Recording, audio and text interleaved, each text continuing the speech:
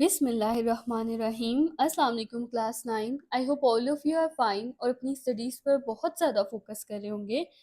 तो आज हम स्टार्ट करने लगे हैं हमारे चैप्टर नंबर 2 का लास्ट टॉपिक, बायनोमियल नोमेनक्लेचर। ये टॉपिक आपके पेपर के शॉर्ट क्वेश्चंस के लिए भी इम्पोर्टेंट है, एमसीक्यूज के लिए भी इम्पोर्टेंट है और लॉन्ग क्वेश्चन भी ये आ सकता है। और ये एक बहुत इंपॉर्टेंट लॉन्ग क्वेश्चन है जो कि आपके पेपर में आ सकता है कि हम ऑर्गेनिजम्स को किस तरह से साइंटिफिक नेम्स देते हैं, या बायनोमियल नोमेनक्लेचर क्या होते हैं, और उसके अलावा जिसकी सिग्निफिकेंस है या इसके जो रूल्स हैं और इसकी डेफिनेशन है वो शॉर्ट में आ सकती है, और इसके एग्जाम्पल्स जो हैं वो एमसीक्यूज में भी आ सकती हैं। तो आपने इस टॉपिक को इन तीनों के पॉइंट ऑफ व्यू से करना है, शॉर्ट, लॉन्ग और एमसीक्यूज।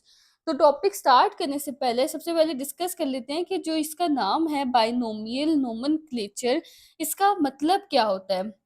बायनोमियल नोमेनक्लेचर कहते किसे हैं? जो इसमें वर्ड है ना, बाय बाय का मतलब क्या होता है? दो, यानी दो चीजों से मिलकर जो चीज बनती है उसको क्या कहते हैं हम? बाय। बाय का मतलब है दो, डुअल, दो चीजें। जैसे होता है हमारे पास जो कंप्यूटर में बाइनरी लैंग्वेज होती है, यानी कि उसमें सिर्फ दो जो है वर्ड्स यूज होते हैं, 0 और 1। तो बाय का मतलब होता है दो। और नोमियल, नोमियल तो इस अपने वर्ड जो है वो अपने इससे ही पता चले, नाम से ही, कि नोमियल का मतलब क्या होता है? नेम्स। यानी कि बायनोमियल का मतलब क्या हो गया? दो नाम, टू नेम्स। उसके बाद जो नोमेनक्लेचर है, इसमें जो वर्ड नोमन है इसका मतलब भी नेम्स है। जैसे नोमियल का मतलब नेम्स है, ऐसे ही नोमन का मतलब भी क्या होता है? नेम्स। और क्लेचर जो है वो एक लैटिन वर्ड है जिसका मतलब होता है सिस्टम ऑफ कॉलिंग, यानी कि ऐसा सिस्टम जिसके थ्रू जो है वो चीज़ों के नेम्स रखे जाते हैं और उसको उनको उस नेम से बुलाया जाता है, तो उसको क्या कहते हैं? नोमेनक्लेचर। यानी नेम देने का, चीज़ों को नेम देने का जो सिस्टम है उसको कहते हैं नोमेनक्लेचर। और वो नेम है किस तरह से के? वो बायनोमियल है, यानी कि दो वर्ड्स से मिलकर वो नेम बने। अब वो दो वर्ड्स कौन से हैं वो अब हम डिस्कस करते हैं। अच्छा, अब यहाँ पे ये एक इम्पोर्टेंट एमसीक्यू का पॉइंट है कि ये जो सिस्टम था बायनोमियल नोमेनक्लेचर का, ये दिया किसने था? यानी ये जो दो नामों वाला नेमिंग सिस्टम है, ये किसने दिया था? तो ये एक स्वीडिश बायोलॉजिस्ट था, कार्ल लीनियस। कार्ल लीनियस वही बायोलॉजिस्ट है जिसने अभी हमने पीछे पढ़े थे टेक्सोनोमिक रैंक्स, जिसने टेक्सोनोमिक रैंक्स को भी इंट्रोड्यूस करवाया था। उसी ने ये बायनोमियल नोमेनक्लेचर का सिस्टम भी कार्ल लीनियस ने ही इंट्रोड्यूस करवाया। तो ये नाम आपने याद रखने हैं कि बायनोमियल नोमेनक्लेचर का सिस्टम किसने इंट्रोड्यूस करवाया था? कार्ल लीनियस ने। अच्छा, मैं आपको ना थोड़ी-सी इसकी हिस्ट्री बताती हूँ कि ज़रूरी क्यों हुआ कि इस तरह से एक नेमिंग सिस्टम इंट्रोड्यूस करवाया गया, तो उसकी ज़रूरत क्यों पड़ी थी? क्योंकि जो साइंटिस्ट थे ना वो डिफरेंट एरियाज़ से बिलॉन्ग करते हैं। कोई अरब है, कोई फ्रेंच है, कोई जर्मन है, इस तरह है, कोई उर्दू है। तो सबकी लैंग्वेज इंग्लिश है, इस तरह करके सब जो थे उनकी लैंग्वेज डिफरेंट थी। और हर लैंग्वेज में हर ऑर्गेनिज्म को डिफरेंट नेम से बुलाया जाता है। तो इस तरह से काफ़ी कन्फ्यूजन हो रही थी, कम्युनिकेशन में, बातचीत में भी कन्फ्यूजन होती थी। और उसके अलावा जो साइंटिफिक डिस्कवरीज़ थी उनमें भी कन्फ्यूजन होती थी, क्योंकि कोई साइंटिस्ट अगर किसी ऑर्गेनिज्म को किसी नेम से बुलाता है तो दूसरा साइंटिस्ट जो है वो उसको किसी और नेम से जानता होता है। तो इसलिए ज़रूरी था कि एक ऐसा सिस्टम इंट्रोड्यूस करवाया जाए जिसमें कॉमन नेम रखा जाए, यानी कि एक कॉमन नेम रखा जाए हर ऑर्गेनिज्म का, जिसे क्या कहा जाए? साइंटिफिक नेम कहा जाए, यानी साइंस की लैंग्वेज में उस ऑर्गेनिज्म को उसी नेम से बुलाया जाए। चाहे वो फ्रेंच साइंटिस्ट है, चाहे अरब है, चाहे वो जापानीज़ है, चाइनीज़ है, इंग्लिश है, जो भी है, वो उसको उसी साइंटिफिक नेम जो है वो हर जगह पे क्या रहेगा? सेम रहेगा, ताकि कम्युनिकेशन में क्या हो? आसानी हो जाए, ये कम्युनिकेशन गैप खत्म हो और आसानी हो साइंटिस्ट को। तो अब इस सिस्टम को इंट्रोड्यूस किसने करवाया था? कार्ल लीनियस ने करवाया था। और उसने ऑर्गेनिजम्स को क्या दिए थे? साइंटिफिक नेम्स दिए थे। अब जो साइंटिफिक नेम होता है ना किसी भी ऑर्गेनिज्म का, वो कितने पार्ट से मिलकर बना है? वो दो पार्ट से मिलकर बना है। कितने पार्ट से मिलकर बना है? दो पार्ट से मिलकर बना है, जो कि उसके नाम से पता चले कि वो बायनोमियल है, यानी कि दो पार्ट से मिलकर बना है, दो नेम से। अब वो दो नेम्स हैं कौन कौन से? एक जो है वो जीनस का नेम है और एक जो है वो स्पीशी का नेम है। जीनस और स्पीशी क्या है? हमने टेक्सोनोमिक रैंक्स में जो 7 रैंक्स पढ़े थे अभी, kingdom, phylum, class, order, family, genus, species. तो जो लास्ट 2 रैंक्स थे, एक जीनस था और एक स्पीशीज था। तो जीनस और स्पीशीज के नाम को मिला के ऑर्गेनिज्म का क्या बन जाता है, साइंटिफिक नेम बन जाता है। अभी जो हमने पीछे 3 एग्जांपल्स पढ़ी थी, एक एग्जांपल हमने पी की पढ़ी, एक हमने ह्यूमंस की पढ़ी एग्जांपल, और उसके अलावा एक हमने जो है वो फ्रूट फ्लाई की एग्जांपल पढ़ी थी। तो उनके भी साइंटिफिक नेम्स इसी तरह से हैं कि जीनस का नेम और स्पीशी का नेम मिला के क्या बनता है उनका साइंटिफिक नेम। जैसे कि ह्यूमंस थे, तो ह्यूमंस के जीनस नेम क्या था, होमो, और उनकी स्पीशी का नेम क्या था, सेपियंस। तो इस तरह से जो ह्यूमंस हैं उनका साइंटिफिक नेम क्या बन जाता है, होमो सेपियंस। जब मैंने आप लोगों को ये टॉपिक कराया था टैक्सोनॉमिक रैंक्स वाला, तो मैंने साथ-साथ ये चीज़ क्लियर की थी कि जो जीनस का नेम है और जो स्पीशी का नेम है, उन दोनों को मिला के क्या बन जाता है, साइंटिफिक नेम। ये बात एमसीक्यूज़ के लिए भी याद रखनी है।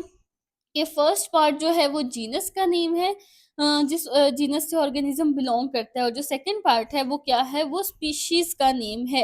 यानी जीनस का नेम और स्पीशीज का नेम दोनों मिला के ऑर्गेनिज्म का क्या बन जाता है, साइंटिफिक नेम बन जाता है। जैसे फ्रूट फ्लाई का था ड्रोसोफिला मेलानोगैस्टर, ड्रोसोफिला जो था वो उसका जीनस था और मेलानोगैस्टर क्या थी, उसकी स्पीशीज थी। और पी का भी हमारे पास क्या था, पाइसम सैटिवम, पाइसम उसका जीनस था और सैटिवम उसकी स्पीशी थी, और उसका साइंटिफिक नेम क्या बन जाता है, पाइसम सैटिवम। तो ये जो साइंटिफिक नेम ऑर्गेनिजम्स को दिया गया, इस तरह से ये जो पूरा सिस्टम था साइंटिफिक नेम्स देने का, और जिसमें दो नेम्स को मिला के एक साइंटिफिक नेम बनाया गया, उसको क्या कहा जाता है, बाइनोमियल नोमेनक्लेचर कहते हैं। तो यहाँ से यहाँ तक आपके पास बाइनोमियल नोमेनक्लेचर की डेफिनेशन है, जो आपके शॉर्ट क्वेश्चन में आ सकती है 2 नंबर की। तो आपने इसको एज़ इट इज़ याद कर लेना है।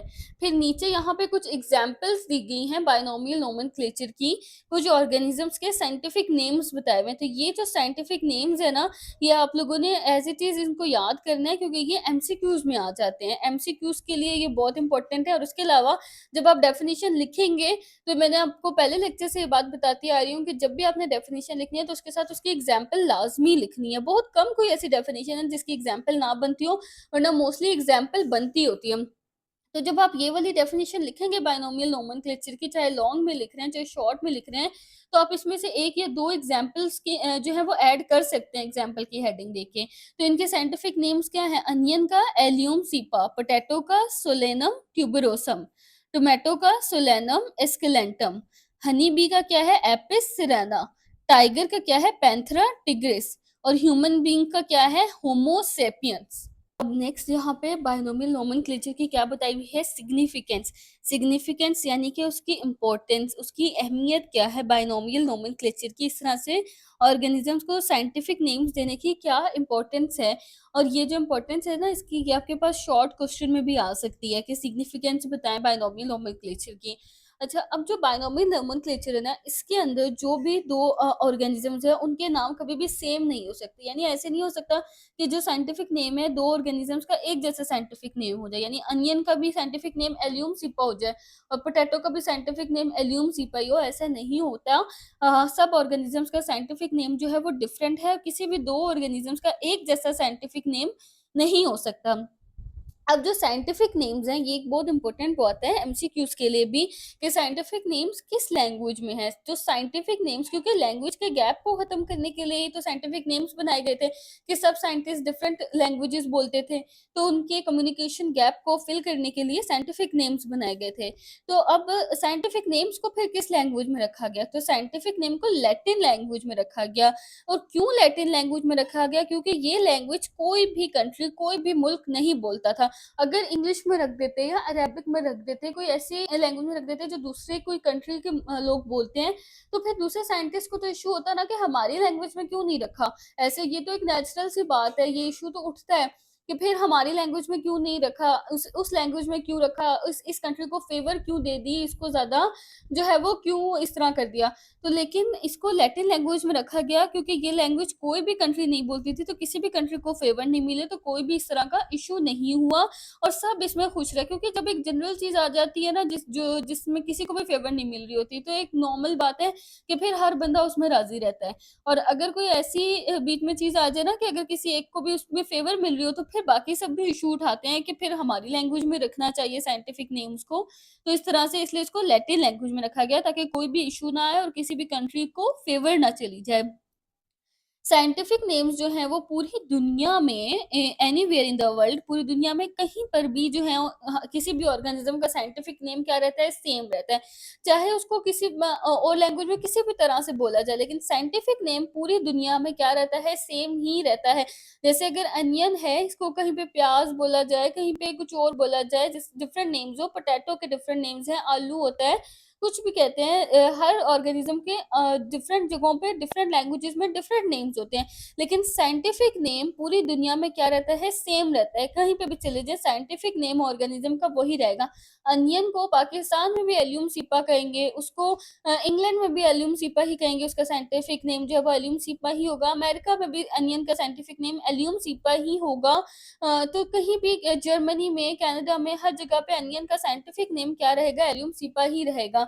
ऑर्गेनिज्म का साइंटिफिक नेम जो है वो दुनिया में कहीं पे भी चले जाए, सेम ही रहता है। ये सिस्टम जो है वो क्या प्रोवाइड करता है, एक स्टैंडर्ड प्रोवाइड करता है कम्युनिकेशन का। कम्युनिकेशन क्या होती है, बातचीत।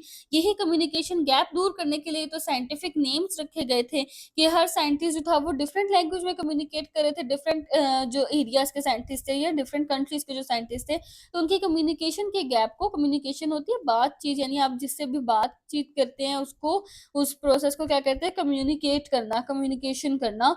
तो ये उसका क्या प्रोवाइड करता है, एक स्टैंडर्ड, एक मेयार प्रोवाइड करता है। यानी कि जो साइंटिस्ट थे उनके लिए आपस में कम्युनिकेट करना क्या हो गया, आसान हो गया, क्योंकि साइंटिफिक नेम जो थे सब ऑर्गेनिजम्स के वो एक ही जैसे थे। दूसरा पॉइंट क्या बताया हुआ है कि various regions have different names for the same organism, यानी कि काफी सारे रीजन्स में ऐसा था कि एक ही ऑर्गेनिज्म के बहुत सारे नेम्स है, यानी डिफरेंट नेम्स है। एक ऑर्गेनिज्म है, वो चीज एक ही है, यानी ऑर्गेनिज्म क्या है, एक ही है, लेकिन उसके नाम क्या है, काफी सारे नाम हैं।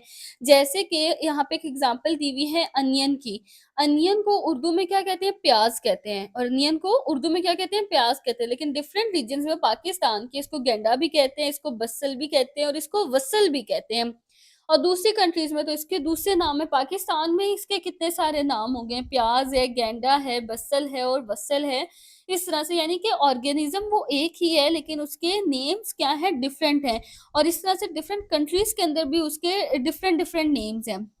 और कुछ केसेस में ऐसा होता था कि डिफरेंट ऑर्गेनिजम्स का एक ही कॉमन नेम होता था। यहाँ पे क्या है, पहली जो पॉइंट है उसमें हमें क्या बताया हुआ है कि ऑर्गेनिज्म सेम है, लेकिन उसके नाम क्या है, डिफरेंट डिफरेंट है। लेकिन यहाँ पे क्या बताया हुआ है कि डिफरेंट ऑर्गेनिजम्स के कॉमन नेम है, यानी एक ही नेम डिफरेंट ऑर्गेनिजम्स के लिए यूज हो रहा है।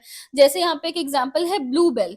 ब्लू बेल जो है is use for the dozens of plants with bell shape flower. Bluebell काफी सारे, डजन्स क्या होते हैं, दर्जनों, दर्जनों क्या है, बहुत सारे हो गए ना, अमाउंट।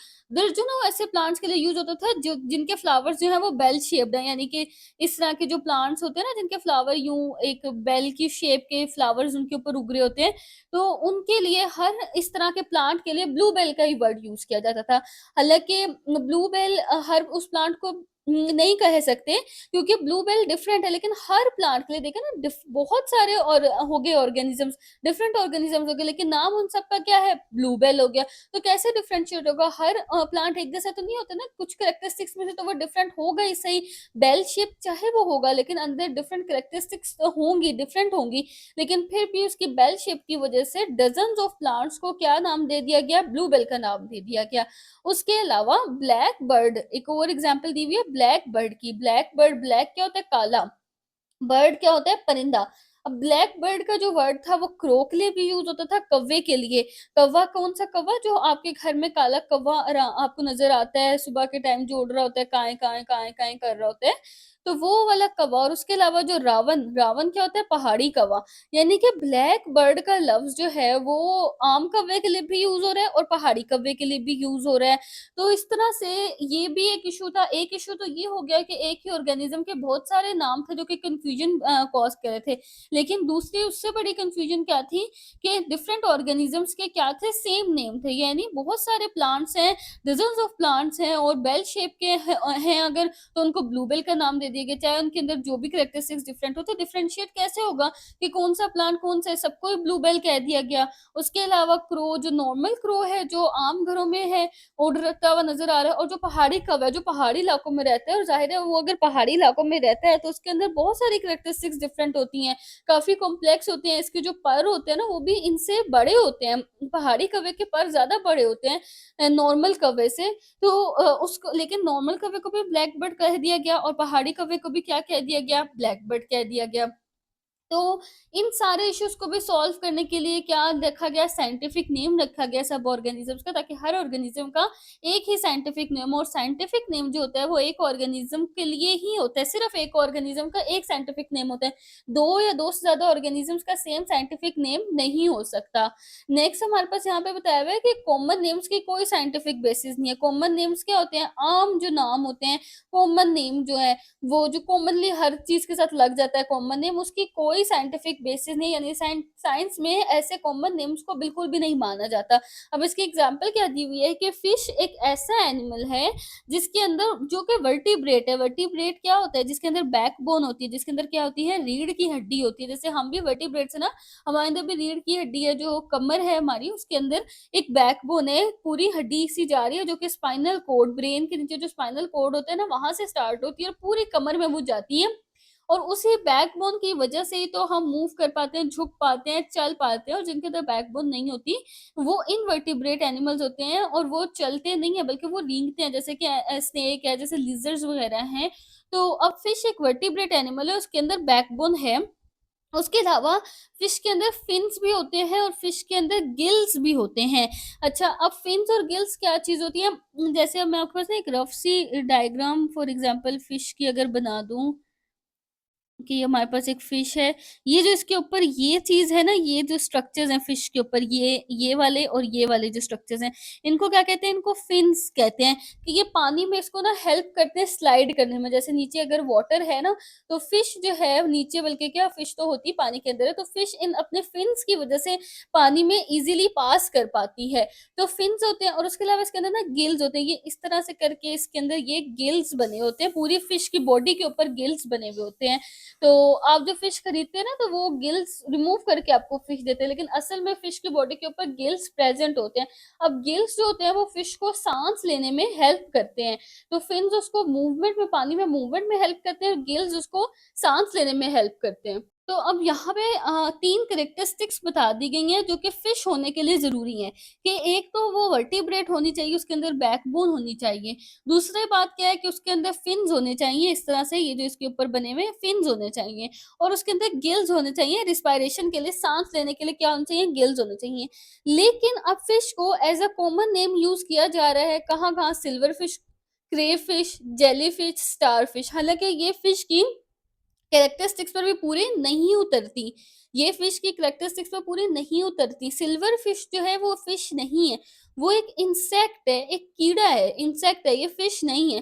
क्रे फिश जो है वो एक क्रैब है, एक क्रैब है, एक वो है, समुद्री जानवर है, लेकिन ये फिश नहीं है। जेली फिश जो है, जो कि ऐसे जेली फिश हमने अक्सर आपने देखी होगी, जिसको अब हम लोग तो सब कुछ चीजों को फिश मानते हैं, लेकिन ये फिश नहीं है, क्योंकि ये फिश की कैरेक्टरिस्टिक्स पर पूरी नहीं उतरते। उनको हम सब फिश क्यों मानते हैं, क्योंकि इनके नेम के साथ फिश लगा हुआ है। जेलीफिश हम कभी भी नहीं, फिश, जेलीफिश जो होती है, फिश होती, जेलीफिश क्या है, ये एक अकाइनोडर्म है। और जो स्टार फिश है वो क्या है, वो एक निडेरिया है। ये सब जो है वो इन ग्रुप से बिलोंग करते हैं, जो मैंने आपको बताया, स्टार फिश निडेरिया के ग्रुप से बिलोंग करता है, जेलीफिश अकाइनोडर्म्स के ग्रुप से बिलोंग करता है। ये सब फिश के ग्रुप से बिलोंग नहीं करते, ना ही फिश की डेफिनेशन पर पूरे उतरते हैं, और ना ही ये फिशेज हैं। तो इस वजह से ये जो कॉमन नेम्स हैं, इनकी कोई साइंटिफिक बेसिस नहीं है, और ना ही ये जो ऑर्गेनिज्म है ये फिश की डेफिनेशन पर पूरा उतरते हैं। इसीलिए हर ऑर्गेनिज्म को एक साइंटिफिक नेम दिया गया, ताकि इस कंफ्यूजन को भी दूर किया जा सके।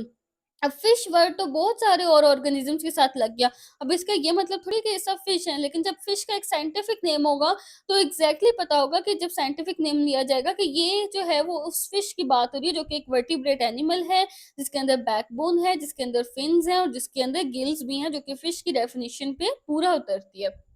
अब हम देख लेते हैं बायनोमियल नोमेनक्लेचर के रूल्स, यानी कि ऑर्गेनिजम्स को जो साइंटिफिक नेम दिया जाता है, बायनोमियल नोमेनक्लेचर, उसके रूल्स क्या हैं, उसके असूल क्या हैं, वो किस तरह से दिया जाता है।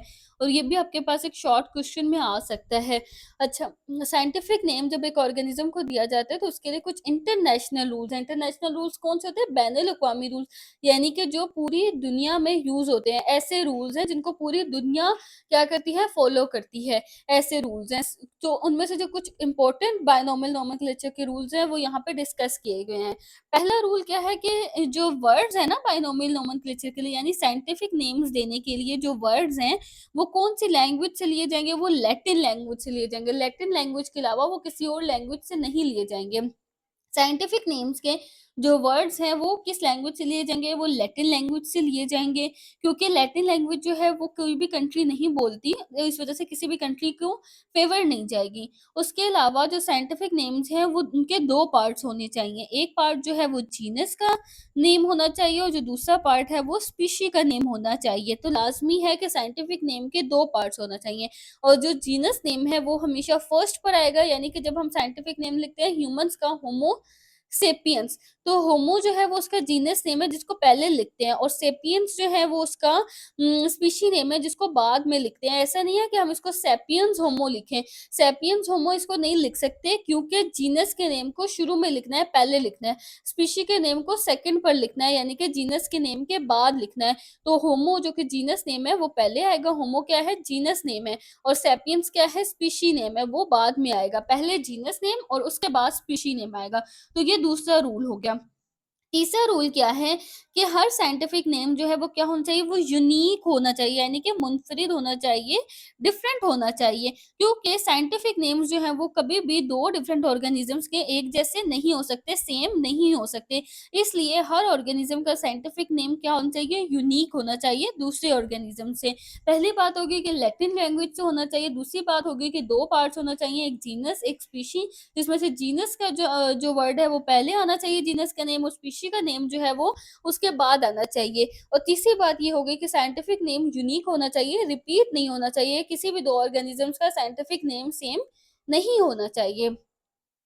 फर्स्ट पार्ट जो है नेम का, जब भी हमने अब नेम को लिखना है ना, तो हमने जो फर्स्ट पार्ट है, यहाँ तक तो बात होगी ना कि नेम हमने डिसाइड कैसे करना है, कैसा होना चाहिए, कौन सी लैंग्वेज से होना चाहिए, कौन से 2 पार्ट्स होने चाहिए। अब यहाँ से यहाँ तक जो बात है ना वो ये है कि जब भी साइंटिफिक नेम को लिखना होता है, तो उसको किस तरह से लिखना होता है, यानी कि उसको लिखने का पैटर्न कैसा है। तो जब हमने उसको लिखना है तो एक तो पहली बात है कि जीनस का नेम पहले आना चाहिए, स्पीशी का नेम बाद में आना चाहिए। और जो जीनस का नेम है वो कैपिटल लेटर से लिखना है, जीनस के नेम को कैपिटल लेटर से लिखना है, और जो सेकंड पार्ट है यानी जो स्पीशी का नेम है उसको स्मॉल लेटर से स्टार्ट करना है। कैसे? अगर हम होमो सेपियंस लिखेंगे तो हम होमो, जो जीनस का नेम है उसको क्या लिखेंगे? कैपिटल से स्टार्ट करेंगे, कैपिटल वर्ड से, एच जो है वो कैपिटल आएगा, और जो स्पीशी का नेम है यानी सेपियंस का एस क्या आएगा? स्मॉल आएगा।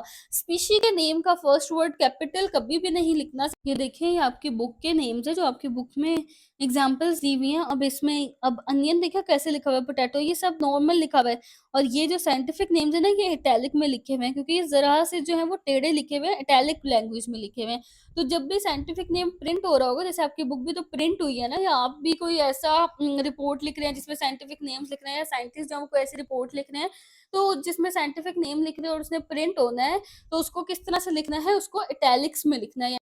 और उसके अलावा जब भी साइंटिफिक नेम को हैंड रिटन यानी कि हाथ से लिखा जा रहा होगा, जैसे आप अपने पेपर में लिखेंगे, जैसे आप अपनी नोटबुक पे लिखेंगे, जब साइंटिफिक नेम को इस तरह से हाथ से लिखा जा रहा हो, तब उसको क्या करते हैं? हम अंडरलाइन करते हैं, दोनों पार्ट्स को सेपरेटली अंडरलाइन करते हैं, यानी कि होमो को भी अंडरलाइन करना है और सेपियंस को भी क्या करना है? अंडरलाइन करना है। तो जब भी आपने अपने पेपर में साइंटिफिक नेम लिखना है ना, किसी भी स्पीशी का, किसी भी ऑर्गेनिज्म का, जब आपने साइंटिफिक नेम अपने पेपर में या अपनी नोटबुक में, अपने टेस्ट में जब भी लिखना है, तो उसको क्या करना है? उसके दोनों पार्ट्स को, यानी जीनस के नेम को और उसकी स्पीशी के नेम को सेपरेट सेपरेट अंडरलाइन करना है।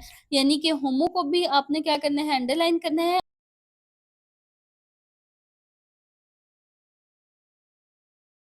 जैसे कि फॉर एग्जांपल आपने अनियन का साइंटिफिक नेम लिखना है, जो कि क्या है? Allium cepa. एलियम उसका जीनस नेम है और सीपा उसका क्या है? स्पीशीज नेम है। तो सबसे पहले तो एलियम का ए कैपिटल आएगा, और सीपा का जो सी है वो क्या आ जाएगा, स्मॉल आ जाएगा। उसको जब भी लिखना है कि पहला वर्ड जो है वो जीनस का वर्ड और सेकंड वर्ड क्या है, स्पीशीज़ का नेम। सबसे पहले जीनस का नेम और फिर स्पीशीज़ का नेम। जीनस के नेम का फर्स्ट वर्ड कैपिटल होगा और स्पीशीज़ के नेम का फर्स्ट वर्ड कैपिटल नहीं होगा बल्कि स्मॉल होगा। और उसके बाद जब आपने इसको अगर प्रिंट करवाना है, जब भी नेम प्रिंटिंग में लिखना है, क्योंकि वो आप लैपटॉप वगैरह पे लिख रहे होते हो, जैसे बुक है, बुक वगैरह तो आप उस पे लिख रहे होते हो, तो आप अपने फ़ॉन्ट को किसमें कन्वर्ट कर देते हो, इटैलिक फ़ॉन्ट में कन्वर्ट करके, तो इटैलिक्स में लिखते हो साइंटिफिक नेम को। और जब हैंड रिटन लिखना है, यानी कि जब हाथ से लिखना है नोटबुक पे या टेस्ट में या एग्ज़ाम्स में, तो उस टाइम पे आपने इसके दोनों नेम्स को, यानी कि जीनस के नेम को और स्पीशीज़ के नेम को, दोनों को सेपरेट-सेपरेट क्या कर देना है, अंडरलाइन कर देना है। तो ये हमारे जो थे वो 6 रूल्स थे बायनोमियल नोमेनक्लेचर के, कि हमने किस तरह से साइंटिफिक नेम को लिखना है। लैटिन लैंग्वेज से लेना है, 2 पार्ट्स हैं, जीनस एंड स्पीशीज़। जीनस का वर्ड पहले आता है, स्पीशीज़ का नेम बाद में आता है। यूनिक होना चाहिए, किसी भी 2 ऑर्गेनिज़्म का साइंटिफिक नेम सेम नहीं होना चाहिए। पहला पार्ट जो है जीनस का नेम जो है वो कैपिटल लेटर से स्टार्ट होना चाहिए, और जो दूसरा पार्ट है जो कि स्पीशीज़ का नेम है, वो स्मॉल लेटर से स्टार्ट होना चाहिए। और जब हम इसको प्रिंट करवाते हैं, तो उसको इसका फ़ॉन्ट कैसे होना चाहिए? इटैलिक्स होना चाहिए। और जब इसे हैंड रिटन लिखते हैं, यानी कि जब आप लोग एग्ज़ाम्स में, टेस्ट में या अपनी नोटबुक में जब इसे खुद अपने हैंड से या अपने हाथ से लिखते हैं अपनी हैंड राइटिंग में, तो उस टाइम पे तो इसको इस तरह से इटैलिक्स में नहीं लिखा जा सकता ना, क्योंकि इटैलिक्स फ़ॉन्ट तो तब होता है जब प्रिंटिंग के लिए साइंटिफिक नेम को लिखा जाता है, जब किसी भी ऐसे पेज पे लिखा जाता है जिसको फर्दर प्रिंट करवाना हो, तो उसमें क्या होता है कि उस साइंटिफिक नेम का जो फ़ॉन्ट होता है वो इटैलिक्स कर दिया जाता है, बाकी फ़ॉन्ट नॉर्मल ही रहता है, लेकिन जो साइंटिफिक नेम का फ़ॉन्ट होता है, उसको ख़ास तौर पे सिर्फ़ और सिर्फ़ क्या किया जाता है, इटैलिक किया जाता है। लेकिन जब इसको हैंड राइटिंग में लिखना है, हैंड रिटन लिखना है, तो उस टाइम पे क्या होता है कि जो स्पीशी और जीनस का नेम है, दोनों को सेपरेट-सेपरेट अंडरलाइन किया जाता है। जैसे होमो सैपियंस है, तो होमो जीनस नेम है और सैपियंस स्पीशी नेम है। तो दोनों को सेपरेट-सेपरेट अंडरलाइन करना है। इस तरह नहीं कि एक ही अंडरलाइन दोनों के नीचे आ जाए, इस तरह से अंडरलाइन नहीं करना, बल्कि जीनस नेम को सेपरेटली अंडरलाइन करना है और स्पीशी नेम को सेपरेटली अंडरलाइन करना है। और एलियम सिपा जो कि अनियन का साइंटिफिक नेम है, तो इसमें भी एलियम को सेपरेटली अंडरलाइन करना है और सिपा को भी सेपरेट अंडरलाइन करना है, यानी कि जीनस के नेम को और स्पीशी के नेम को, दोनों को सेपरेट-सेपरेट अंडरलाइन करना है। और ये तब करना है जब हमने इसको हैंड राइटिंग में लिखना है, और जब इसको प्रिंटिंग के फॉर्म में लिखना है, तो उस टाइम पे इसको इटैलिक्स में लिखना है। आई होप आप सबको आज का लेक्चर समझ आ गया होगा, और अगर किसी को कोई पॉइंट कंफ्यूजिंग लग रहा है अभी भी, तो वो कमेंट सेक्शन में पूछ सकते हैं।